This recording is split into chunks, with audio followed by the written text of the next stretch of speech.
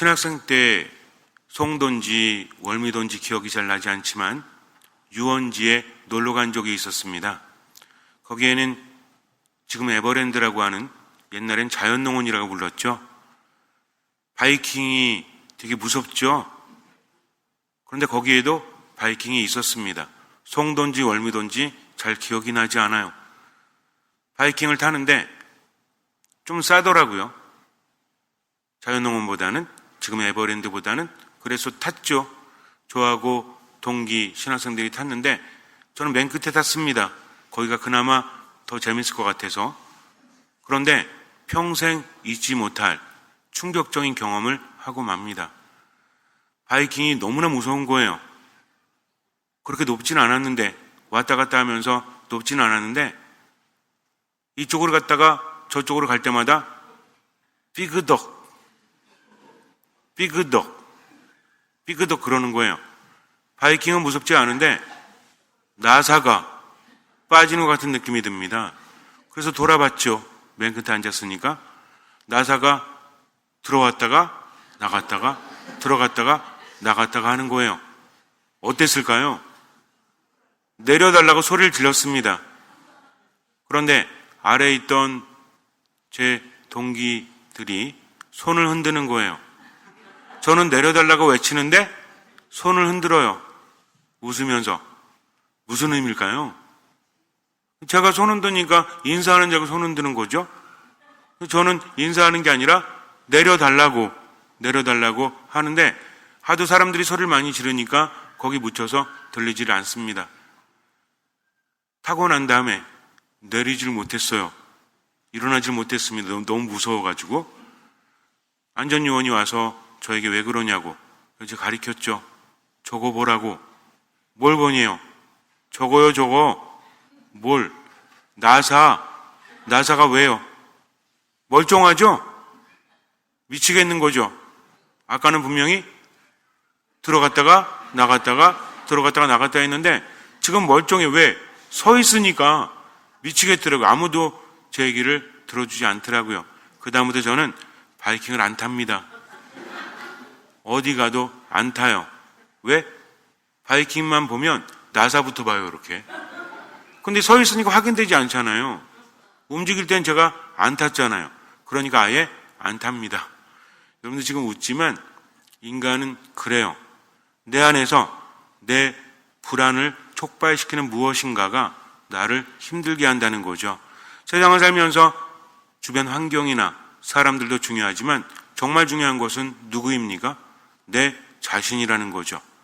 내 안에 슬픔이 생기고, 내 안에 두려움이 생기고, 내 안에 분노가 생기고, 내 안에 불안감이 생기면 이거 정말 큰일이라는 거죠.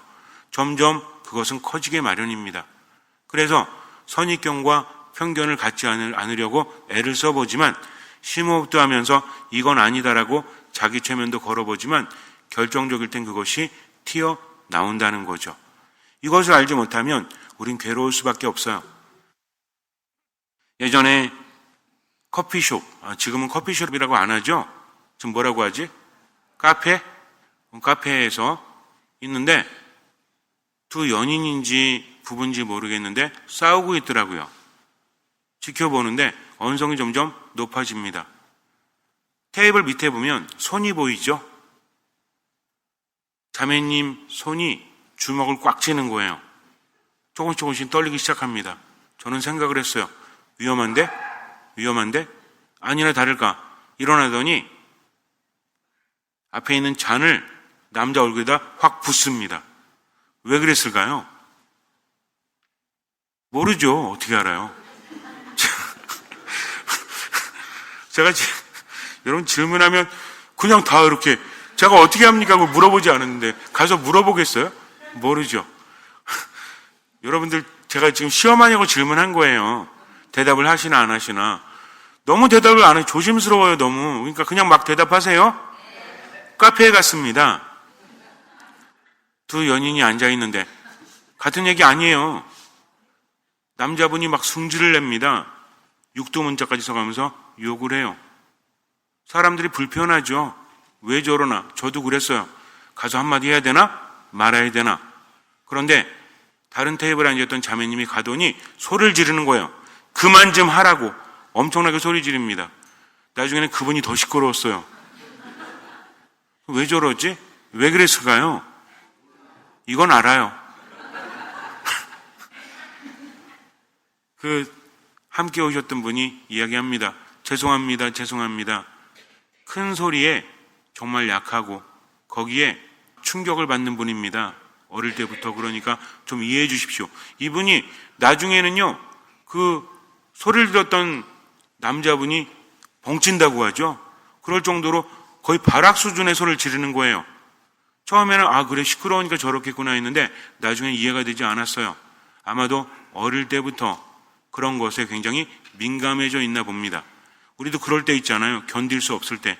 나를 향한 건 아니지만 옆에서 누군가 소리 지르면 견딜 수 없는 가슴속의 고통이 느껴지는 경우가 있죠. 이런 것이 있습니다. 두 부부가 있는데 와서 상담을 합니다. 남자분이 형제님이 화를 너무 낸대요. 화가 나면 주체하지 못한대요.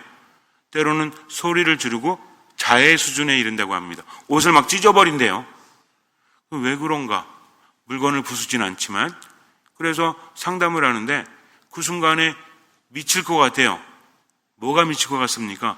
화가 나기도 하고 또 다른 감정이 생기기도 합니다. 자세히 들어봤죠. 며칠간의 상담을 한 끝에 뭔지 알게 되었어요. 이분은 버림받는 것 굉장히 두려워합니다. 부부싸움 할 수 있죠. 그런데 자매님이 침묵을 하면 부정적으로 받아들이는 거예요. 지금 나에 대해서 받아들이지 않는구나. 또 나는 이 사람에게 상처를 줬구나. 너무 억울하고 답답하죠. 소리를 지릅니다. 처음에는 큰 소리를 지르는 게 아니에요. 왜 그러냐고, 왜 내 얘기를 들어주지 않느냐고. 근데 자매님은 침묵합니다. 어때요? 답답하죠? 그 언성이 더 높아지죠? 언성이 높아지다 보면 어때요? 자기 분위기에 휩쓸리죠? 그리고 폭주하다 보니 어때요? 뻥 터져야지. 근데 물건을 때려 부술 수도 없고 또 문자 왔어요. 제가 어디까지 했죠? 여러분들 미사 중간에 전화가 울리거나 문자가 오면 제가 템포가 끊깁니다. 저는 그러니까 저를 도와주셔야 돼요. 무음을 하시거나. 어디까지 했더라? 네. 뭔가 가속화되다 보면 뻥 터져야 돼요. 그런데 부인을 때릴 수도 없죠. 그러면 안 되잖아요. 물건을 부술 수도 없죠. 그러니 어떻게 합니까? 자기 옷을 찢는 거예요. 와이셔츠도 찢어버리고 티도 찢어버리고 다 찢어버립니다. 그리고 나서 엄청나게 후회해요. 왜 그랬을까? 미안하다 이야기하죠. 그런데 어때요? 거듭될수록 마음이 더 힘든 거예요.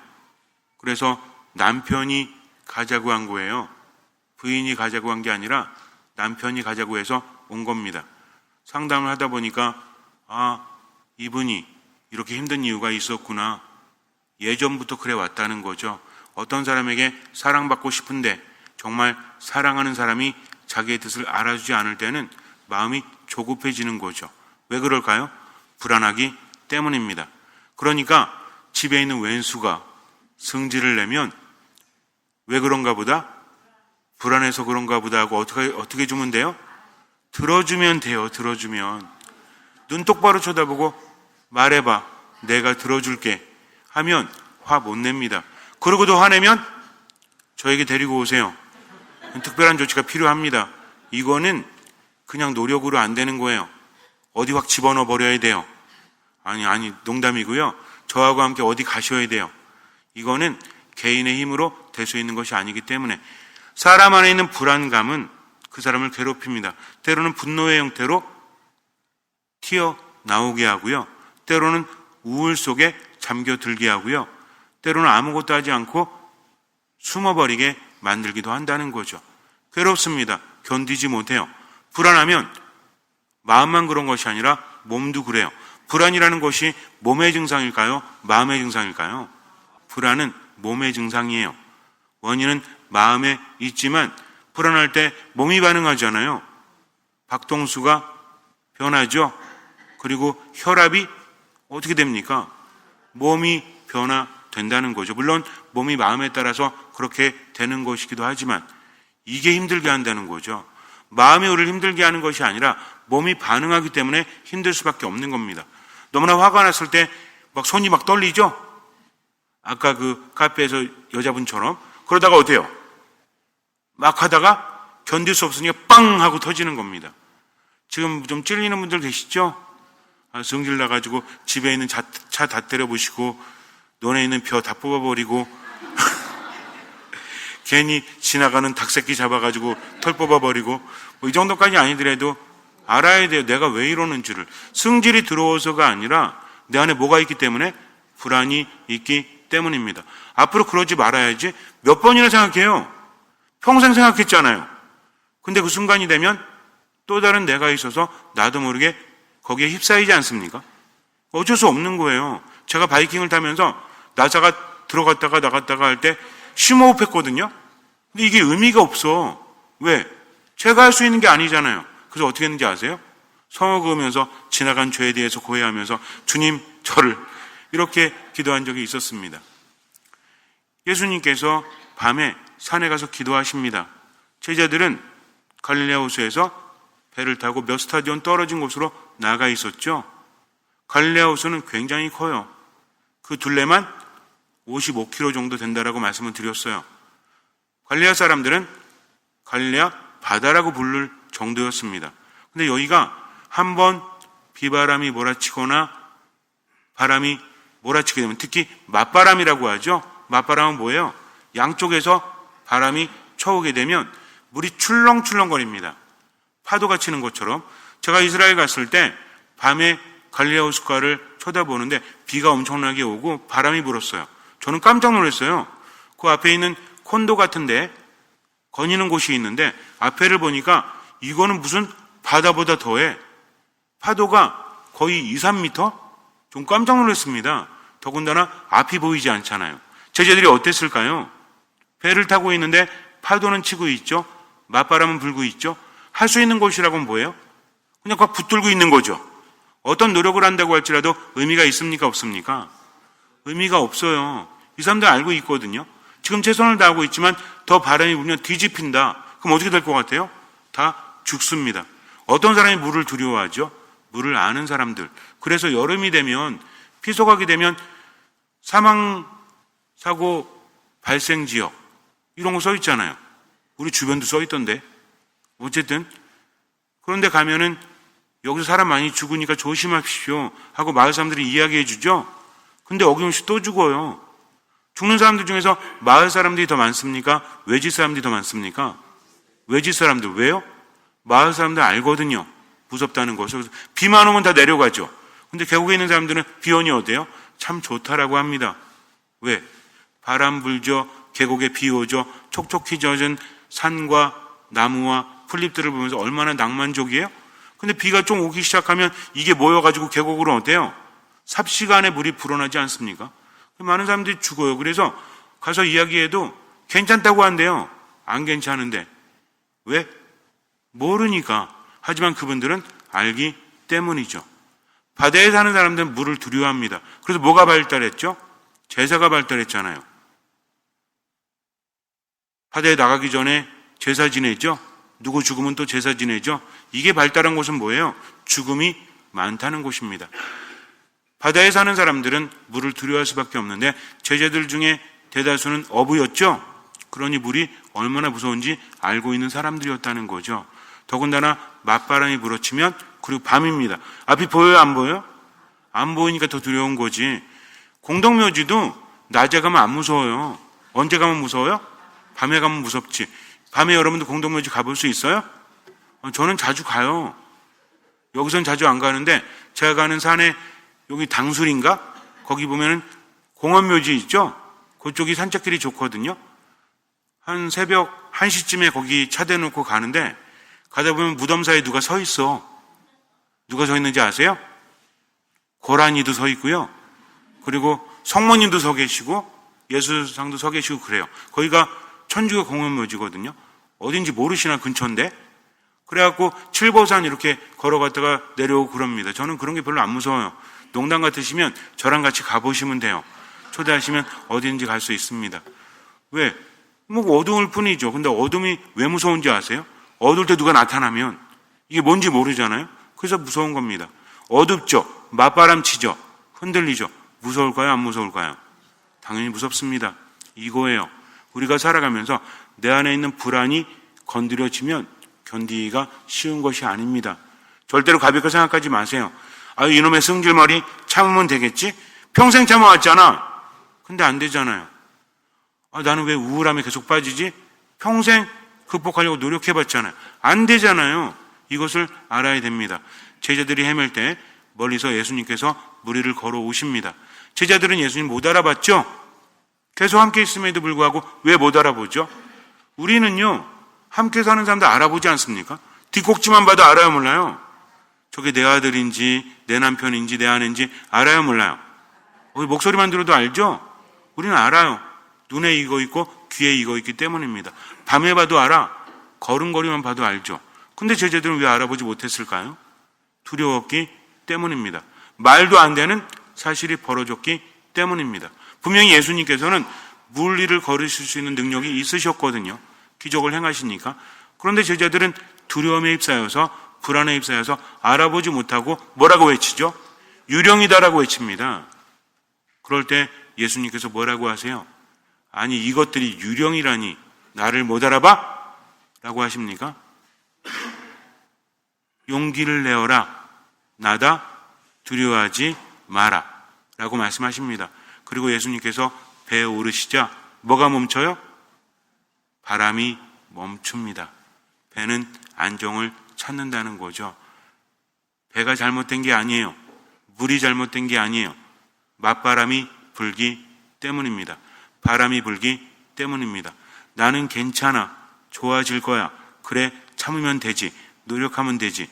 바람이 안 불어서 그래요. 바람이 불잖아요. 나도 어쩌지 못합니다. 왜? 몸이 변하니까. 마음이 변하니까. 아, 그래요, 시부님. 오늘부터 아주 그냥 작정하고 성질을 내야지? 아닙니다. 그게 아니라는 거죠. 우리는 혼자 애쓸 필요가 있어요, 없어요? 없어요. 신앙은 하느님과 함께하는 거니까. 이 말에 하면 어떤 분들은 저는 세례받은 지 얼마 되지 않았고요. 또 세례받은 지 오래됐어도 신앙이란 게 없어요. 그냥 어쩔 수 없이 성당에 가끔 나가는 것뿐이지 저는 하느님도 모르고 믿음도 없으니 저는 힘들겠죠? 아닙니다. 내가 많이 알아서가 아니라 하느님이 우리를 사랑하시기 때문이죠. 옛날에 어땠든 상관없어요. 언제만 믿으면 돼요? 지금만 믿으면 돼요. 제자들이 다 똑똑하고 제자들이 정말 예수님을 잘 따라가지고 예수님께서 살려주셨을까요? 아닙니다. 제자들이기 때문이죠. 그 중에는 누구도 있었어요? 아마도 유다도 있었을 겁니다. 그러나 예수님은 살려주시잖아요. 바람이 불 때 그것을 잠재울 수 있는 분이 누구시다? 예수님이시죠. 그래서 여러분들 앞으로 내 안에 있는 불안감이 나를 건드릴 때, 화가 날 때, 우울할 때, 짜증날 때, 아무것도 하고 싶지 않을 때, 부정적인 생각만 들 때, 그래서 괴로울 때 어떻게 해야 된다? 들어야 돼요. 뭐를? 말씀을. 용기를 내어라. 나다. 두려워하지 마라. 이 중에서 제일 중요한 말이 뭐라고 했죠? 1번 용기를 내어라. 2번 나다. 3번 두려워하지 마라. 다 찍어보세요. 시작. 1번, 2번, 3번으로. 1번 용기를 내어라. 2번 나다. 3번 두려워하지 마라. 제가 말하면 자, 시작. 2번이에요. 2번. 나답니다. 여러분들 누가 와가지고 힘내세요 아무리 말해도요 별 의미 없어요. 누가 말하느냐에 따라서 다른 거죠. 예수님 말씀하십니다. 나에게는 불가능함이 없다. 나를 믿어라. 나를 보아라. 나다. 용기를 내라. 두려워하지 마라. 이겁니다. 그러니까 제가 말씀드린 그런 상황이 왔을 때 멈추십시오. 3단계 아시죠? 그리고 성호를 그으십시오. 그리고 어떤 마음을 청하십시오? 듣는 마음을 청해 보세요. 3번만 해보세요. 화가 가라앉습니다. 내 안에 우울감이 옅어질 겁니다. 왜? 주님께서 함께 하실 때, 주님께서 내 안에 오실 때 바람이 멈추기 때문입니다. 요것도 안 한다면 답이 없는 거예요.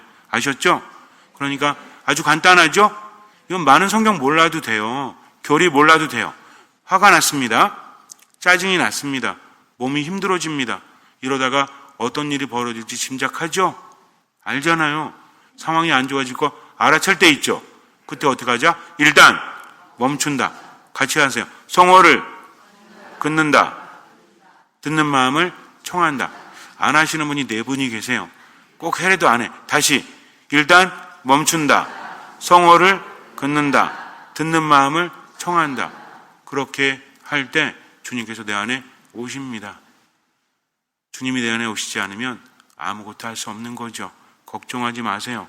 두려워하지 마세요. 주님 믿고 지금만 살아가세요. 잠시 눈을 감으세요. 인생의 바람을 어쩔 수 있겠습니까? 아무리 노력해도 바람이 불기 마련이죠. 내 힘으로 어찌 막을 수 있겠습니까? 헛된 곳에 힘쓰지 마세요. 주님이 내 안에 오시면 돼요. 그게 믿음이에요. 듣는 마음이 없다면 하느님 만날 수 없고 그 믿음은 진정한 믿음이라 말할 수 없습니다. 그러니 가장 힘들다고 느낄 때 그리고 이렇게 가다가는 안 좋게 될 것이라는 것을 알아챌 때 멈추십시오. 성호를 그으십시오. 듣는 마음을 청하십시오. 주님께서 내 안에 오시면 바람이 멎습니다. 평화를 찾는 거죠. 그분을 믿고 그저 지금만 살아가십시오. 나머지는 맡기십시오. 주님께서는 그 믿음을 보시고 우리 삶에 놀라운 기적을 일으켜 주실 것입니다.